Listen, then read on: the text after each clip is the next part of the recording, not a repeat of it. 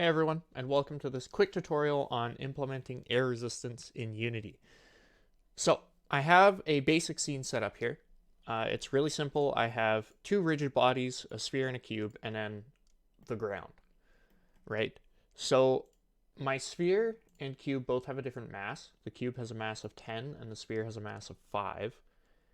And right now, if I hit play, they both just fall to the ground at the same speed, exactly as you'd expect. Now in Unity, there is a drag property, right? So if I go to the cube, for example, and I set the drag to like 5, as you can see, it falls slower than the sphere.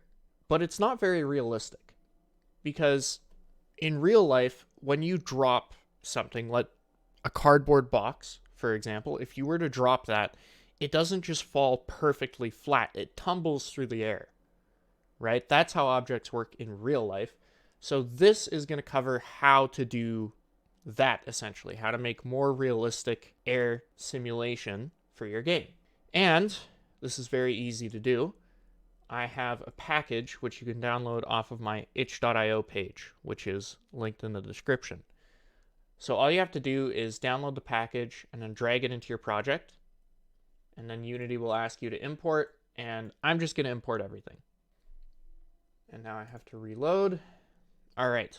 So Unity has loaded the sample scene that comes with the air resistance package. And I think the best way to demonstrate it would be to just hit play and show what happens. So if I hit play here,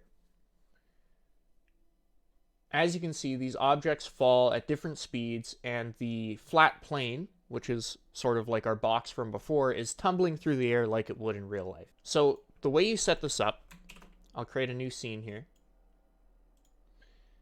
is once again very, very simple. I'm going to create a ground, and I will reset its transform here, and then just scale it up a bit. And then I will create a cube and a sphere, just like last time. So I'm going to get back to where I was before with my cube, sphere, and rigid body. All right, so if we hit play,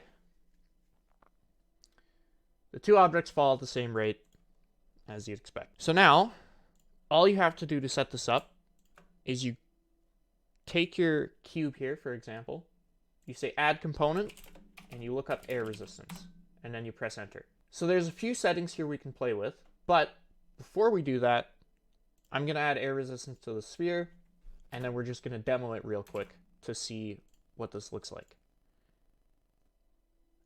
So if we run it here, as you can see, the cube was tumbling through the air a little bit. Not a lot, because it's a perfect square, so it won't move a ton, but it does still move.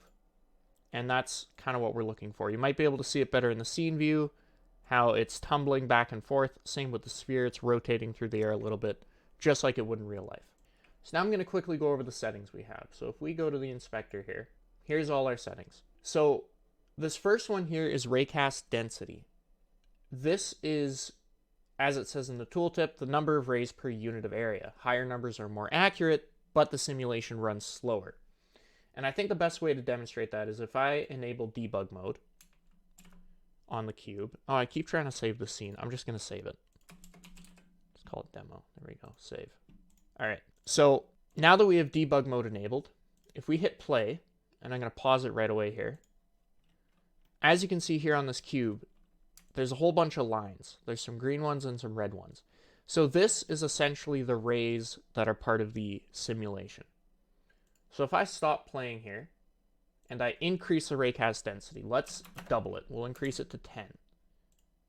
We'll do the same thing here. Oh, I have to let it, there we go. As you can see, now there's twice as many rays. Well, I think it would actually be 4 times because it's an area, but there's a ton more rays now. And if we let this play and let the cube fall, it still tumbles kind of the same as it did before. There's not a ton of difference, because this is a very simple shape like a cube. But if you had a more advanced shape, you'd probably want to adjust your raycast density so that it fits and works the way you want it. So that's all raycast density is. It's the number of rays per square meter or whatever you want. So next we have air density, and as you can see, I can't actually edit this. Same with the density variation. The air density is basically, I mean, it is what it says it is. It's how dense the air is.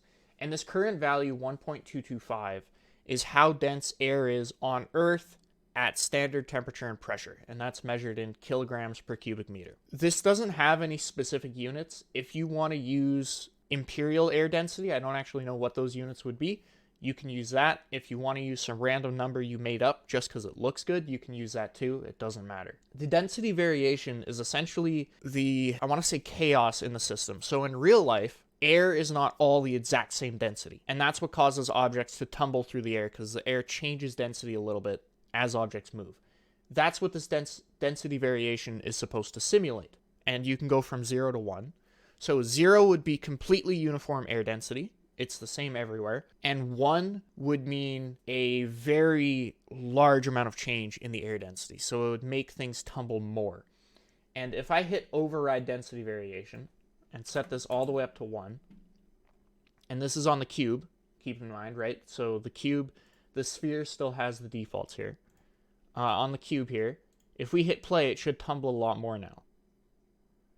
Which, again, it's a cube. It doesn't tumble a ton, but it was more than last time. I'm not entirely sure how noticeable that is.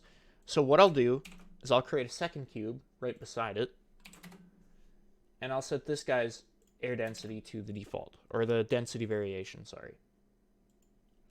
So now if we hit play, you can directly look at both of them and observe the difference, how the one on the left sort of tumbles more. That actually brings me to these checkboxes, these override checkboxes. So if you go to your assets folder, there's this air resistance asset, and these are the defaults. So whenever you create a new air resistance component or a new object with air resistance, it will have these default values. And if you change the default values, for example, if I set the air density to 5, and I go over here, now the air density is 5 on these, because they haven't overridden the default value. But, on the other hand, if I check this override box, I can set this to whatever I want, like 1, and now it will be overridden. So if I hit play, this cube should actually fall a little bit faster because its air density is less. And there we go. Exactly as we expected. And actually the cube fell quite a bit faster. So that's how air density works. And yeah, you can check and uncheck these boxes to override the default, and then you can set the defaults in this asset here. And I'm going to just set it back to 1.225. But that's it. That's all you need to know to get started using this asset. If you have any questions, feel free to comment on this video or on the itch.io page, and I will get back to you as soon as I can. Thanks for watching.